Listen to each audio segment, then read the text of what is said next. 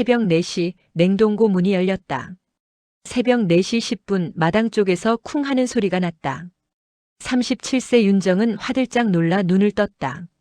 어둠 속에서 시어머니 67세 정혜숙의 목소리가 날카롭게 파고들었다.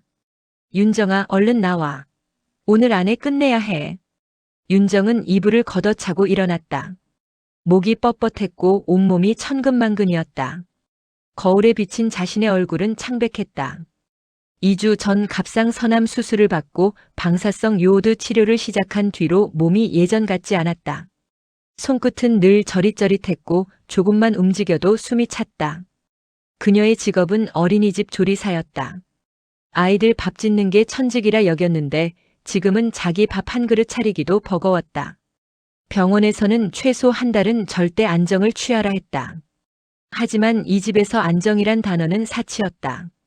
마당으로 나서자 차가운 새벽 공기가 폐를 찔렀다. 윤정은 숨을 삼키며 눈앞에 펼쳐진 광경을 바라봤다. 마당 한쪽에 커다란 아이스박스가 산처럼 쌓여 있었다.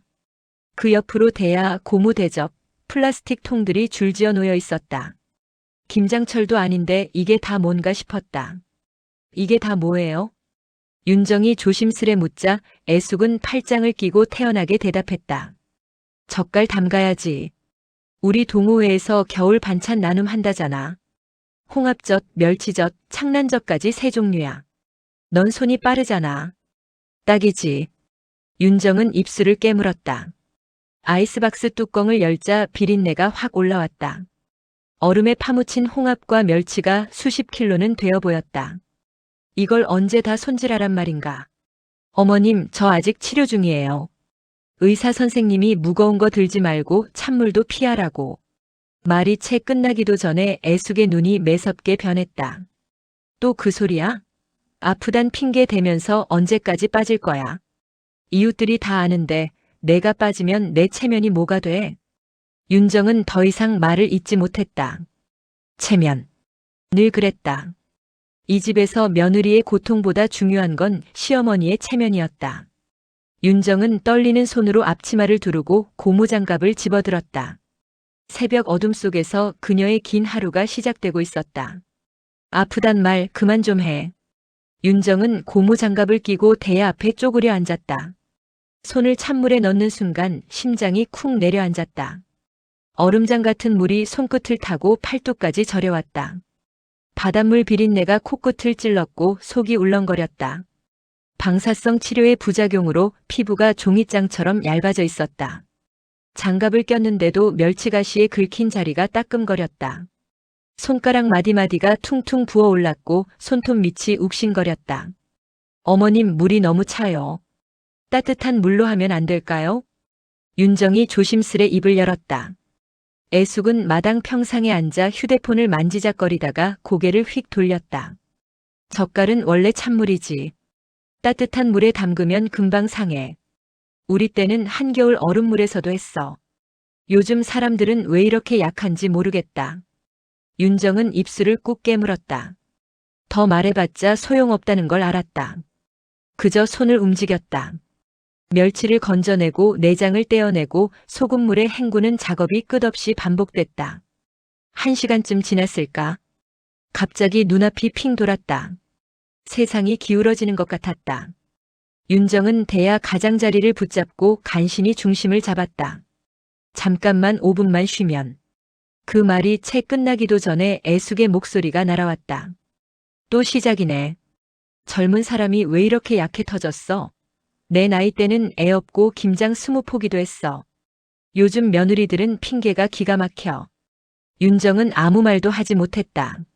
목구멍까지 차오른 말들을 꿀꺽 삼켰다. 아프다는 말이 핑계가 되는 집, 쉬고 싶다는 말이 죄가 되는 집. 이 집에서 며느리는 사람이 아니라 일손이었다. 점심때가 지나도 윤정은 아무것도 먹지 못했다. 애숙이 차려준 밥상은 없었고 스스로 일어나 뭔가를 해먹을 기력도 없었다. 억지로 물이라도 마시려 했지만 목에 닿기도 전에 구역질이 올라왔다. 손끝은 이미 쭈글쭈글하게 불었고 장갑 안쪽이 축축하게 젖어 있었다. 피인지 물인지 분간이 안 됐다. 윤정은 그저 기계처럼 손을 움직였다. 생각을 멈추면 덜 아플 것 같았다. 마음을 비우면 견딜 수 있을 것 같았다. 하늘에선 해가 중천을 지나 서쪽으로 기울고 있었다. 하지만 대야 속 멸치는 아직도 산더미였다. 윤정의 하루는 끝이 보이지 않았다. 남편의 빈자리. 해가 뜨기 시작할 무렵 남편 박성우가 현관문을 열고 나왔다. 정비복 차림에 낡은 가방을 어깨에 맨 모습이었다. 그는 시내버스 정비기사였다. 새벽같이 출근해서 밤늦게 들어오는 생활이 수년째였다. 성우는 출근 준비를 하다 마당을 힐끗 보았다. 그리고 그 자리에 멈춰섰다. 새벽부터 쪼그려 앉아 멸치를 다듬고 있는 아내의 뒷모습이 눈에 들어왔다. 윤정은 남편의 시선을 느꼈다. 고개를 돌려 그를 바라보는 순간 괜히 눈시울이 뜨거워졌다. 말하지 않아도 알아주길 바랐다. 제발 한마디만 해주길 바랐다. 여보, 이거 오늘 다 해야 해? 윤정이 조심스레 물었다. 성우의 얼굴이 굳어졌다. 산더미처럼 쌓인 아이스박스와 아내의 부은 손을 번갈아 보았다. 어머니, 이걸 윤정이 혼자 다 하라고요? 윤정이 아직 치료 중인 거 아시잖아요. 성우가 목소리를 높였다. 순간 애숙의 눈이 매섭게 변했다. 회사 늦을까봐 그러냐? 내가 뭘 알아. 며느리가 집안일 좀 하는 게 뭐가 대수라고. 성우는 잠시 망설이다가 가방을 내려놓았다. 그리고 선반에서 고무장갑을 집어들고 멸치통 앞에 쪼그려 앉았다. 저도 조금 하고 갈게요. 윤정아, 잠깐 들어가서 쉬어. 그 모습을 본 애숙의 얼굴이 시뻘겋게 달아올랐다. 며느리 일에 내가 왜 끼어들어? 내 마누라가 그 정도 일도 못해? 내가 뭘 그렇게 무리한 걸 시켰다고. 윤정은 황급히 남편의 손목을 잡았다. 이대로 가다간 더 큰 싸움이 날 것 같았다. 시어머니의 분노가 결국 자신에게 돌아올 거라는 걸 알았다. 괜찮아, 여보. 나 할 수 있어. 늦겠다. 성우가 아내를 바라보았다. 윤정은 애써 웃어 보였다. 그 웃음이 얼마나 힘겹게 지어낸 것인지 성우는 알았다. 하지만 그는 결국 가방을 다시 집어들었다. 미안해. 저녁에 일찍 올게. 남편의 뒷모습이 골목 끝으로 사라졌다. 윤정은 그제야 참았던 숨을 내쉬었다. 괜찮다고 말한 건 정말 괜찮아서가 아니었다. 더 크게 싸우는 게 싫어서였다. 혼자 감당하는 게 차라리 나았다. 적어도 그렇게 믿고 싶었다. 피 묻은 장갑, 그리고 비교. 저녁 무렵 대문이 열리며 밝은 목소리가 들려왔다. 엄마, 나왔어. 애숙의 딸이자 성우의 여동생인 32세 박수진이었다. 보험 설계사인 그녀는 늘 말끝에 웃음이 달려 있었다. 하이힐을 또각또각 울리며 마당으로 들어선 수진이 윤정을 발견하고 눈을 동그랗게 떴다. 어머, 언니 아직도 이러고 있어요? 고생 많으시네. 내가 좀 도와줄까?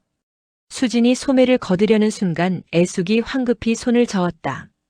갑자기 목소리가 부드러워졌다. 아니야, 됐어. 넌 손 상하면 일 못하잖아. 보험 서류 쓸 때 손 예뻐야지. 들어가서 쉬어. 엄마가 과일 깎아줄게. 윤정은 그 말을 듣는 순간 가슴이 철렁 내려앉았다. 손이 상하면 안 된다고. 같은 지붕 아래 사는 사람인데 자신에게는 한 번도 해준 적 없는 말이었다. 수지는 며느리도 아닌데 저렇게 다정하고 정작 암 치료 중인 자신에게는 칼날 같은 말만 쏟아냈다. 수진이 안으로 들어가자 애숙은 다시 차가운 얼굴로 돌아왔다. 뭘 멍하니 서 있어? 해 떨어지기 전에 끝내야지. 윤정은 아무 말 없이 다시 대야 앞에 쪼그려 앉았다. 손끝이 욱신거렸지만 내색하지 않았다. 내색해봤자 돌아오는 건 핀잔뿐이었다. 밤 10시가 넘어서야 멸치 손질이 끝났다. 윤정이 장갑을 벗는 순간 숨이 멎었다. 장갑 안쪽이 빨갛게 젖어 있었다. 손끝 피부가 갈라지고 터져서 피가 번져 있었다. 비린 물에 피가 섞여 묘한 냄새가 났다. 어머님, 피가 나요. 밴드 좀 주시면. 애숙은 고개도 돌리지 않았다. 그깟 피가 뭐 대수야. 상처에 소금 들어가면 오히려 소독되는 거야. 계속해. 오늘 안 끝내면 내일 동호회 회장님한테 내가 뭐라고 해. 동호회 회장.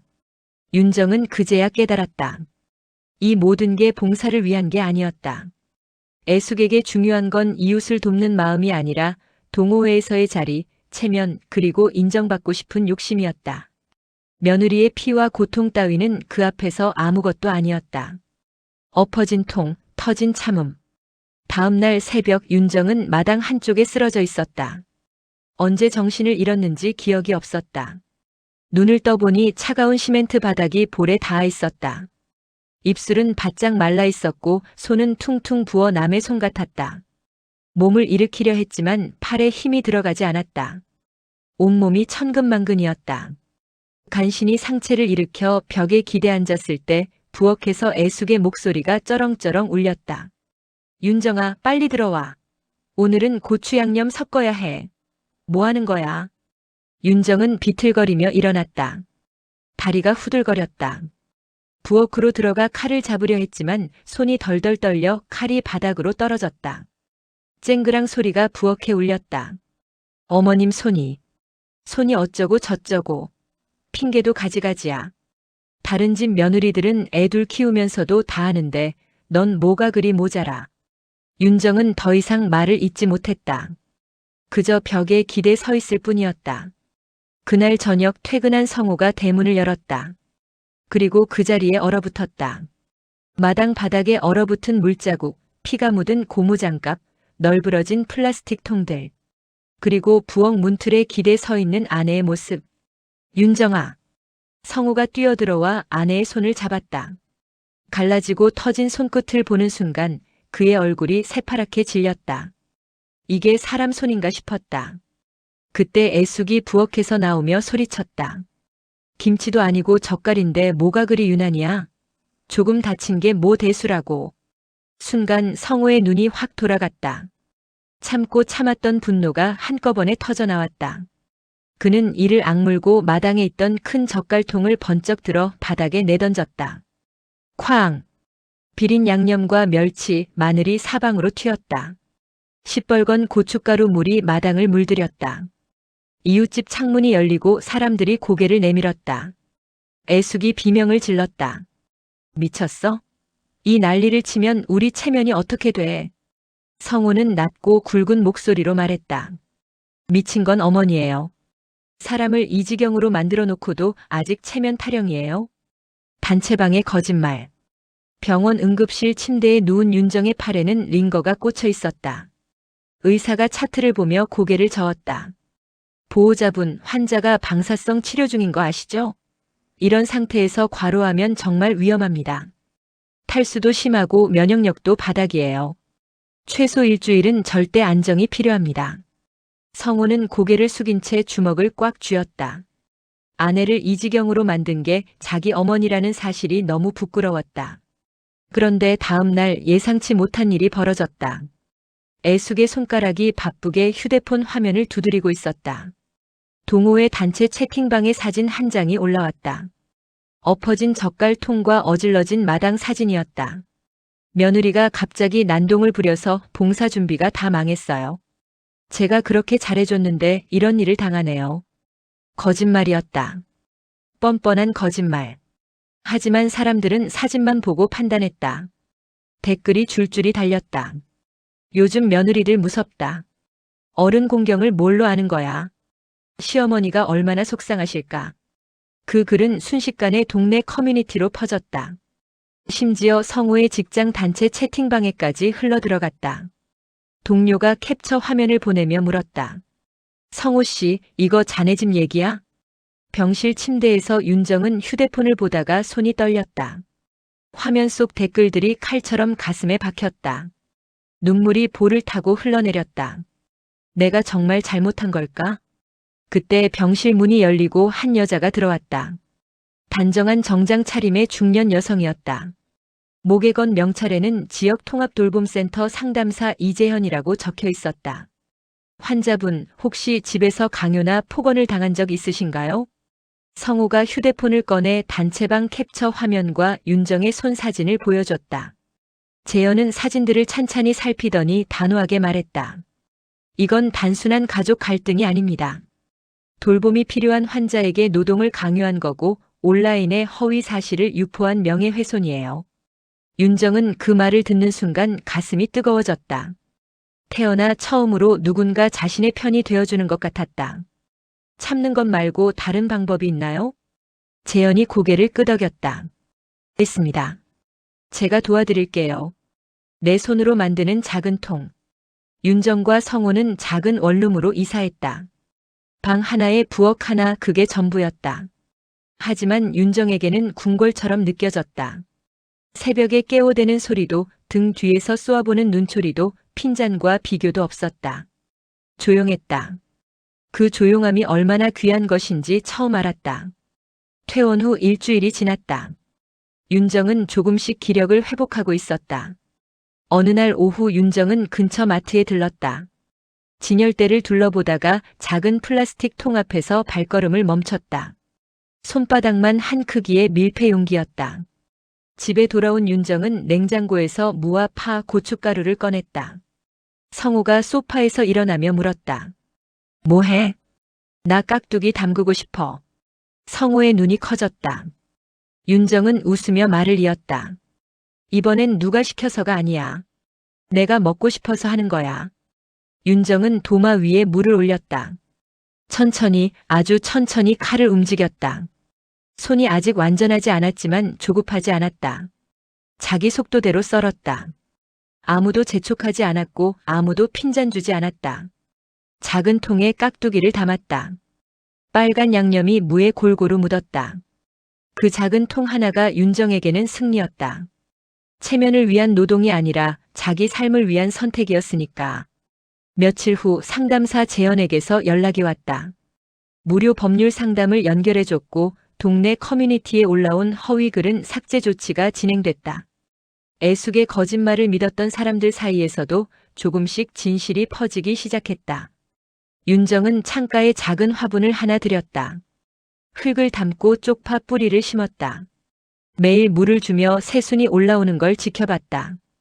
이제는 내가 내 밥을 지키는 사람으로 살 거야. 창밖은 아직 겨울이었다. 찬바람이 불고 가끔 눈발이 날렸다. 하지만 작은 원룸 안에는 따뜻한 국물 냄새가 퍼졌다. 성호가 끓인 된장찌개였다. 그날 밤 윤정은 오랜만에 편히 잠들었다. 며느리가 아니라 그냥 윤정으로. 누군가의 도구가 아니라 자기 인생의 주인으로. 체면을 위해 사람을 갈아 넣는 것, 그건 가족이 아닙니다. 아프다는 말이 핑계가 되고 쉬고 싶다는 말이 죄가 되는 관계. 그건 사랑이 아닙니다. 윤정은 깨달았습니다. 참는 것만이 답이 아니라는 것을, 내 몸과 내 마음을 지키는 것도, 용기라는 것을, 작은 깍두기 통 하나. 그것은 누군가의 체면을 위한 노동이 아니라 자기 삶을 위한 첫 번째 선택이었습니다. 여러분도 혹시 누군가의 체면을 위해 자신을 갈아넣고 계시진 않나요? 오늘 이 영상이 마음에 와닿으셨다면 좋아요와 구독 그리고 알림 설정까지 부탁드립니다. 여러분의 작은 응원이 사연 읽어주는 밤에 큰 힘이 됩니다. 다음 이야기에서 또 뵙겠습니다. 여러분의 인생 후반전을 응원합니다. 사연 읽어주는 밤이었습니다.